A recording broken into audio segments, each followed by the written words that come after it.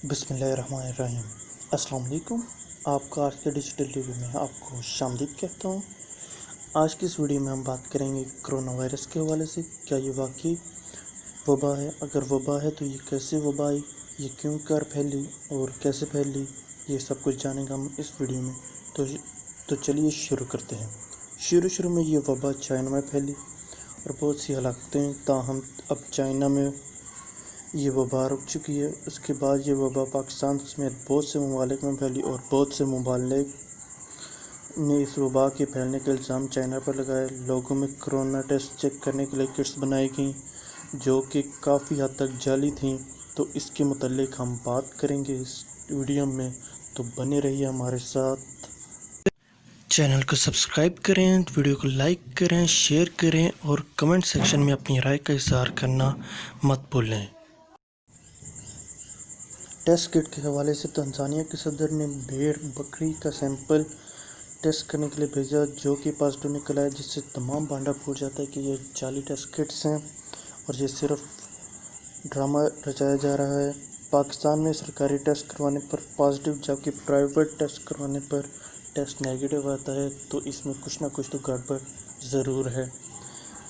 पाकिस्तान में plasma therapy से इलाज जारी है। आपको पाकिस्तानी डॉक्टर अफजल की गुफ्तगू सुनाते हैं जो कोरोना के खेल को बेनकाब कर रहे हैं। तो चलिए उनकी आप गुफ्तगू सुने और इसके साथ वीडियो एंड करते हैं। अल्लाह हाफिज़। इस वीडियो में मैं बताऊंगा कि ये क्या वजह है कि ये जो पीसीआर टेस्ट है लोगों का बार बार पॉजिटिव आता है, चाहे वो अलामात से निकल आए हों और चाहे उनको काफ़ी दिन हो चुके हों और महीने से ज़्यादा हो चुका हो, लेकिन उनका पीसीआर का टेस्ट बार बार पॉजिटिव आता है। और वो क्या एक ऐसी बात छुपाते हैं लैब वाले जिसके पता चलने से आपके अंदर का डर और खौफ ख़त्म हो सकता है। और इस बात को समझाने के लिए मैं सबसे पहले आपको व्हाइट बोर्ड पे कुछ चीज़ समझाता हूँ। जी दोस्तों, जिस बारे में मैं बात करना चाहता हूँ को समझने के लिए सबसे पहले ये स्ट्रक्चर को देखें। ये है कोरोना। इसकी ये जो बाहर रेड कलर की ये नजर आ रही है, इसको हम कहते हैं स्पाइक प्रोटीन। और ये वही प्रोटीन है जिसकी मदद से ये हमारे जिस्म में दाखिल होता है। और ये है लिपिड की बाइलेयर, ये है इसकी खोल जिसको आप कह सकते हैं, शेल कह सकते हैं। इसके अंदर है ये आरएनए, और ये वो आरएनए है कि जब ये इसकी मदद से हमारे सेल्स के साथ अटैच होता है और ये आरएनए हमारे जिस्म में चला जाता है, तो ये है वो आरएनए जो कि सबसे ज्यादा तबाही करता है, जो हमारे जिस्म में जो भी हैं, और खास तौर पे वो लोग जिनकी उम्र ज्यादा है, जो इम्यूनो कॉम्प्रोमाइज्ड हैं, जिनको बाकी प्रॉब्लम्स है, उनके लिए ये है वो आरएनए जिसके अंदर सारी जो प्रॉब्लम्स होती हैं उनकी डिटेल्स इसके अंदर पहले ही मौजूद हैं। अब जैसे ही ये हमारे जिस्म में दाखिल होता है और तो हमारे जिस्म का इम्यून सिस्टम जिसकी हम बहुत ज्यादा बातें करते हैं वो एक्टिव, ये हमारा दिफाई निजाम है। और ये इम्यून सिस्टम इसके मुकाबले में एक आर्मी तैयार करता है जिसको हम कहते हैं एंटीबॉडीज। शुरू में वो पहले 10 दिन में एंटीबॉडी बनाता है जिसको हम कहते हैं आईजीएम, और 10 से 12 दिन के बाद वो बनाता है इम्यूनोग्लोबुलिन जी इसके खिलाफ। अब जैसे ही हमारा इम्यून सिस्टम दिफाई निजाम एंटीबॉडीज बनाता है इम्यूनोग्लोबुलिन एम और इम्यूनोग्लोबुलिन जी, वो हमला आवर होती है। अब वो फौरी तौर पे तोड़ देती हैं इसके मुख्तलिफ हिस्सों में। अगर आप यहाँ पे गौर करें कि जैसे ही ये हमारे जिस्म में एंटर हुआ और इसने कोशिश की कि वो इस आरएनए को हमारे सेल में भेजे ताकि ये हमें नुकसान पहुंचा सके, तो फौरी तौर पे हमारा दिफाई निजाम इसके ऊपर हमलावर होता है और इसको मुख्तलिफ हिस्सों में तोड़ देता है। जैसे ये है इसका आरएनए जो ग्रीन कलर का है, ये ब्लैक कलर की इसकी लिपिड बाइलेयर है, उसको भी वो छोटे छोटे हिस्सों में तोड़ देता है। और इसकी स्पाइक जो प्रोटीन है जो इस्तेमाल की थी हमारे सेल के अंदर दाखिल होने के लिए, उनको भी अलहदा अलहदा कर देता है। अब ख़वातीन और हज़रात, इंतहाई अहम बात मैं आपको बताने लगा हूं, वो ये है कि जब ये पूरा एक खोल होता है, पूरी एक स्ट्रक्चर होता है, तो ये हमारे जिस्म के लिए इंतहाई खतरनाक है इसका ये आरएनए।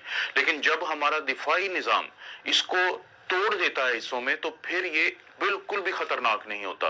इसका यही आरएनए जिसको हमारे दिफाई निजाम ने, हमारे इम्यून सिस्टम ने एंटीबॉडीज की मदद से मुख्तलिफ हिस्सों में तोड़ दिया है, तो अब ये हमें कोई नुकसान नहीं पहुंचा सकता आरएनए, चाहे ये हमारी जिस्म के अंदर ही हो। आप इसकी मिसाल लें, एक बंदूक बंदूक की शक्ल की।